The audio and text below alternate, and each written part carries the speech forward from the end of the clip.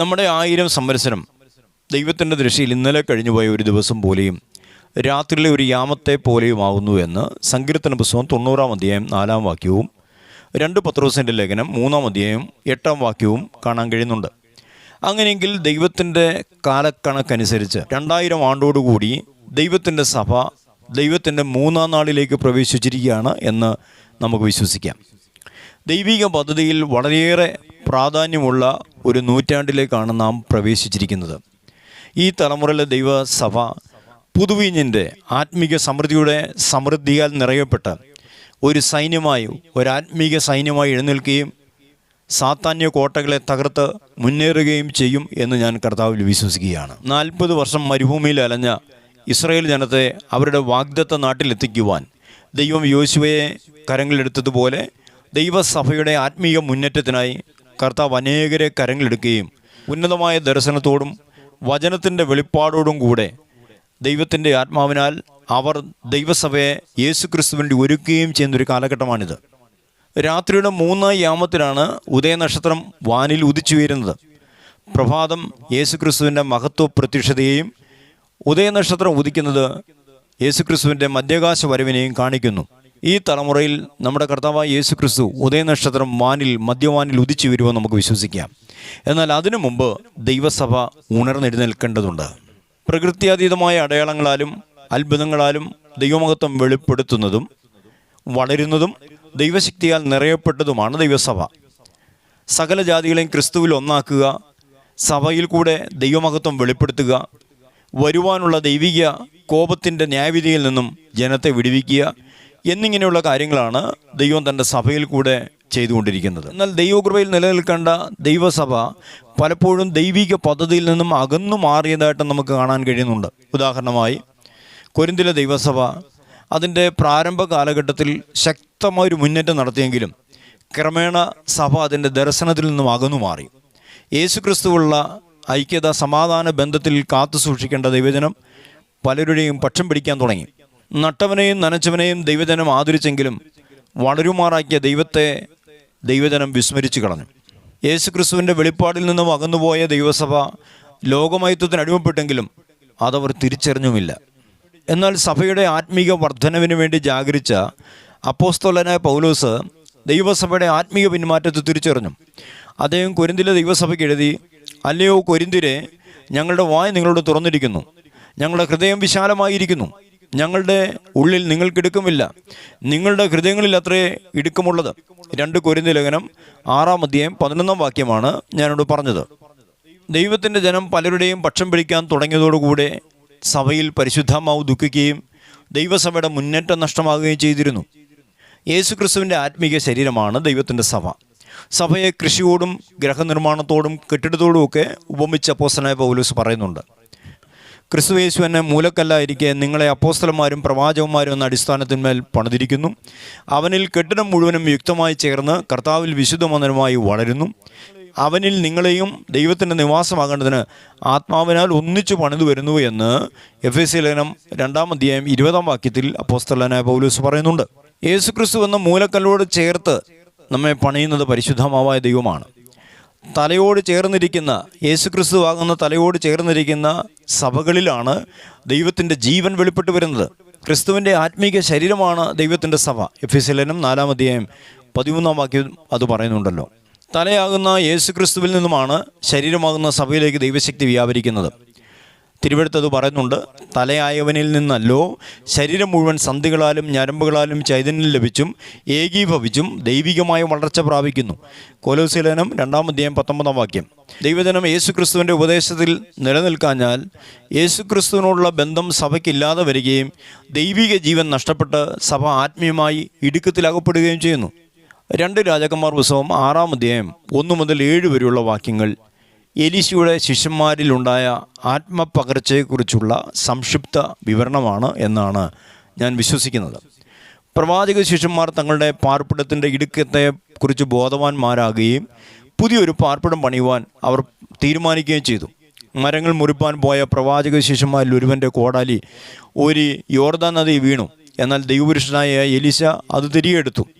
എലീശയുടെ ശിഷ്യന്മാരിൽ നടന്ന ഈ പാർപ്പിട നവോത്ഥാനത്തെ ദൈവസഭയുടെ ആത്മീയ നവോത്ഥാനത്തിന് നിഴലായി ചിന്തിക്കുവാനാണ് ഞാൻ കർത്താവിൽ ആഗ്രഹിക്കുന്നത്. ദൈവത്തിൻ്റെ ജനം, അത് പഴയ നിയമത്തിലാകട്ടെ പുതിയ നിയമത്തിലാകട്ടെ, ആത്മീയമായിട്ടോ ഭൗതികമായിട്ടോ ഇടുക്കത്തിലകപ്പെട്ടിരിക്കുവാൻ ദൈവം ആഗ്രഹിക്കുന്നില്ല. ദൈവം ഇടുക്കത്തിലിരിക്കുന്നവരെ വിശാലതയിലേക്ക് കൊണ്ടുവരുന്ന ദൈവമാണ്. ഞാൻ ഞെരുക്കത്തിരുന്നപ്പോൾ നീ എനിക്ക് വിശാലത വരുത്തി എന്നാണ് സങ്കീർത്തന പുസ്തകം 4-ാം അധ്യായം 2-ാം വാക്യത്തിൽ പറഞ്ഞ്. ഞെരുക്കം അഥവാ ഇടുക്കം ശത്രു 4 വാടും ഉപരോധിച്ച് കൊടുക്കുന്ന അവസ്ഥയാണ്. ഇടുക്കം 3 വിധത്തിലുണ്ടാകാം എന്നാണ് ഞാൻ വിശ്വസിക്കുന്നത്. ഒന്നാമത്, വചനത്തിൽ നിന്നും അകലുന്ന വ്യക്തികൾക്ക് ഇടുക്കമുണ്ടാകാം. രണ്ടാമത്, വചനത്തിലുള്ള അജ്ഞത കൊണ്ടും ഇടുക്കമുണ്ടാകാം. മൂന്നാമത്, ദൈവമഹത്വം വെളിപ്പെടുത്തുവാൻ ദൈവം കരങ്ങളെടുക്കുന്ന വ്യക്തികളെ സാത്താൻ ഒരല്പകാലം ഇടുക്കത്തിലാക്കിയേക്കാം. അതുകൊണ്ട് നമുക്ക് ഇടുക്കങ്ങൾ ഉണ്ടാകുമ്പോൾ അതെല്ലാം നാം ആത്മീയമായി വിവേചിക്കേണ്ടിയിരിക്കുന്നു. വചനത്തിൽ നിലനിൽക്കുന്നവരെ എന്നും ഇടുക്കത്തിലാക്കാൻ സാത്താൻ കഴിയത്തില്ല. ഈ പ്രവാചക ശിഷ്യന്മാർ ആത്മീയ വിഷയങ്ങളിൽ അത്രത്തോളം താല്പര്യമുണ്ടായിരുന്നവരല്ല. അതുകൊണ്ടാണ് സാത്താൻ അവരെ ഒരല്പകാലം ഇടുക്കത്തിലാക്കിയത്. ഈ പ്രവാചക ശിഷ്യന്മാരുടെ ആത്മീയ നിലവാരത്തെ എഴുതപ്പെട്ടിരിക്കുന്ന വചനത്തിൻ്റെ വെളിപ്പാടിൽ നിന്നുകൊണ്ട് നമുക്കൊന്ന് വിവേചിക്കാം. യഹോവയായ ദൈവം യോർദാൻ അക്കരെ വെച്ച് ഏലിയാവിനെ സ്വർഗത്തിലേക്ക് എടുത്തു. ഏലിയാവിൻ്റെ മേൽ നിന്ന് വീണ പുതപ്പുകൊണ്ട് എലീശ യോർദാനെ അടിച്ച് അത് 2ആയി പിളർക്കപ്പെട്ടു. എലീശ ഏലിയാവിൻ്റെ പുതപ്പെടുത്ത് യോർദാനെ അടിക്കുന്നതും നദി 2ആയി പിളർക്കപ്പെടുന്നതും ആ പിളർപ്പിൽ കൂടെ എലീശ നടന്നു വരുന്നതുമെല്ലാം കണ്ടുകൊണ്ട് ഏലിയാവിൻ്റെ ശിഷ്യന്മാർ നിൽക്കുന്നുണ്ടായിരുന്നു. ഏലിയാവിൻ്റെ ആത്മാവ് എലീശയുടെ മേൽ അധിവസിക്കുന്നു എന്ന് പറഞ്ഞ് അവർ അവനെ വീണ് നമസ്കരിച്ചു. അവർ എലീശയോട്, ഇതാ ഞങ്ങളുടെ കൂടെ 50 ബലശാലികളുണ്ട്, അവർ ചെന്ന് നിന്റെ യജമാനെ അന്വേഷിക്കട്ടെ, പക്ഷേ യഹോവയുടെ ആത്മാവ് അവനെ എടുത്ത് വല്ല മലയിലോ താഴ്വരയിലോ എങ്ങാനും ഇട്ടിട്ടുണ്ടാവും എന്ന് പറഞ്ഞു. അതിന് എലീശ അവരോട്, നിങ്ങൾ അയക്കരുതെന്ന് പറഞ്ഞു. എന്നാൽ അവർ അവനെ അത്യന്തം നിർബന്ധിച്ചപ്പോൾ അവൻ, എന്നാൽ അയച്ചു കൊള്ളുവീൻ എന്ന് പറഞ്ഞു. അവർ 50 പേരെ അയച്ചു. ഇത് പറഞ്ഞത് 2 രാജാക്കന്മാരുടെ പുസ്തകം 2-ാം അധ്യായം 14-ാം വാക്യമാണ്. ഈ വാക്യങ്ങളിൽ കൂടെ അവരുടെ ആത്മീയ നിലവാരത്തെ നമുക്കൊന്ന് വിവേചിക്കാം. 1, ഏലിയാവ് അവരുടെയും യജമാനനാണ്. എന്നാൽ അവർ എലീശയോട് പറഞ്ഞത് നിന്റെ യജമാനനായ ഏലിയാവെന്നാണ്. അതിനർത്ഥം തങ്ങളുടെ യജമാനായിരിക്കുന്ന ഏലിയാവിന് അവർ അത്രത്തോളം അംഗീകാരമൊന്നും നൽകിയിരുന്നില്ല എന്ന് തന്നെയാണല്ലോ. 2, യഹോവയായ ദൈവം ഏലിയാവിനെ എടുത്തു എന്നവർക്കറിയാം. പക്ഷേ എവിടേക്കാണ് ദൈവം അവനെ എടുത്തതെന്ന് അവർക്കറിയില്ല. തിരുവെഴുത്തിൽ പറഞ്ഞു, 1 കൊരിന്ത്യർ ലേഖനം 2-ാം അധ്യായം 14-ാം വാക്യത്തിൽ പറഞ്ഞുണ്ട്, ആത്മീകന്മാർക്ക് മാത്രമേ ആത്മീകമായത് വെളിപ്പെട്ട് വരികയുള്ളൂ. 3, ഏലിയാവിനെ അന്വേഷിപ്പാൻ നിങ്ങൾ ബലാശാലികളെ അയക്കരുതെന്നോ എലീശ പറഞ്ഞിട്ടും അവർ അവൻ്റെ വാക്കുകളെ ലംഘിച്ച് ബലാശാലികളെ അയച്ചു. അഭിഷിക്തനെ അവർ അതിനുവേണ്ടി സമ്മതിപ്പിക്കുകയായിരുന്നു.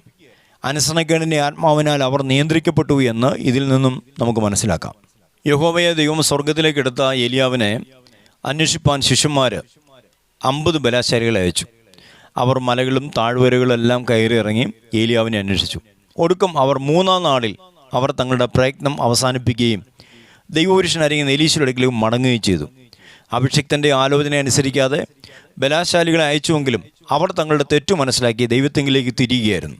ദൈവജനം തങ്ങളുടെ സ്വന്തം വഴികളിൽ നിന്നും മടങ്ങി വന്ന് വചനത്തിങ്കിലേക്കും ആത്മനിയന്ത്രണത്തിലേക്കും വരുന്നതിന് നിഴലായി ഞാനിവിടെ വ്യാഖ്യാനിക്കുകയാണ്.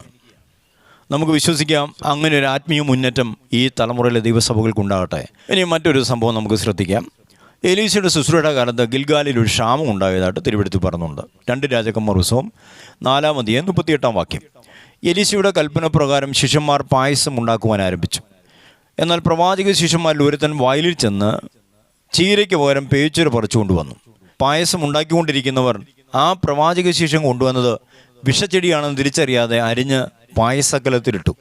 ഈ പായസം കുടിച്ചവർ മരണവേദനയോടെ നിലവിളിക്കുവാൻ ആരംഭിച്ചു. പേച്ചുര പറിച്ചു കൊണ്ടുവന്നവൻ്റെയും അത് വിഷമാണെന്ന് തിരിച്ചറിയാതെ അരിഞ്ഞ് കലത്തിലിട്ടവരുടെയും അശ്രദ്ധ നിമിത്തമാണ് ഈ പ്രശ്നം അവിടെ ഉണ്ടായത്. ഇത് അവരുടെ വിവേകക്കുറവിനെ കാണിക്കുകയാണ്. ദൈവാത്മാവിൻ്റെ നിയന്ത്രണം ഒരു വ്യക്തിയിലോ ഒരു സംഘത്തിലോ വ്യാപരിക്കുമ്പോൾ അവർ ജ്ഞാനത്തിലും പരിജ്ഞാനത്തിലും വിവേകത്തിലും ഏറ്റവും ശ്രേഷ്ഠന്മാരായി തന്നെ തീരും എന്നാണ് തിരുവെഴുത്തിൽ പറയുന്നത്. 119 സങ്കീർത്തനം 100-ാം വാക്യവും യെശയ്യാ പ്രവാചകന്റെ പുസ്തകം 11-ാം അധ്യായവും 2-ാം വാക്യവും വായിക്കുക. ഈ പ്രവാചക ശിഷ്യന്മാർ ഏലിയാവിൻ്റെ നേതൃത്വത്തിൽ ഏതാനും വർഷങ്ങൾ ദൈവിക ശുശ്രൂഷ ചെയ്തുവെങ്കിലും അവർക്ക് അത്രത്തോളം ആത്മീയ കാഴ്ചപ്പാടുണ്ടായിരുന്നില്ല എന്ന് ഈ 2 സംഭവങ്ങളും തെളിയിക്കുന്നു. ദൈവിക വിഷയങ്ങളിൽ സമ്പന്നരാകുക എന്നത് വ്യക്തിപരമായ സമർപ്പണത്തെ ആശ്രയിച്ചിരിക്കുന്നുവല്ലോ. എന്നാൽ 6-ാം അധ്യായത്തിൻ്റെ 1-ാമത്തെ വാക്യം ഒന്ന് ശ്രദ്ധിക്കുക. ആ പ്രവാചക ശിഷ്യന്മാർക്ക് തങ്ങളുടെ പാർപ്പിടത്തിൻ്റെ ഇടുക്കം ബോധ്യമാകുകയും പുതിയതും വിശാലതയുള്ളതുമായൊരു പാർപ്പിടം പണിയുവാൻ അവർ തയ്യാറാകുകയും ചെയ്യുന്നു. തങ്ങളുടെ ആഗ്രഹത്തെ അവർ വളരെ ജ്ഞാനത്തോടും വിവേകത്തോടും കൂടെ ദൈവപുരുഷനായിരിക്കുന്ന എലീശയോട് പറയുകയും ചെയ്യുന്നു. ഇത്ര പെട്ടെന്നൊരു മാറ്റം അവർക്കുണ്ടാകുവാൻ കാരണം എന്താണ്? അങ്ങനെയൊരു താല്പര്യം ഉണ്ടാകുവാൻ പെട്ടെന്നൊരു മാറ്റം എന്താണ് അവർക്ക് സംഭവിച്ചത്? അതേക്കുറിച്ച് നമുക്ക് അടുത്ത ദിവസം ചിന്തിക്കാം.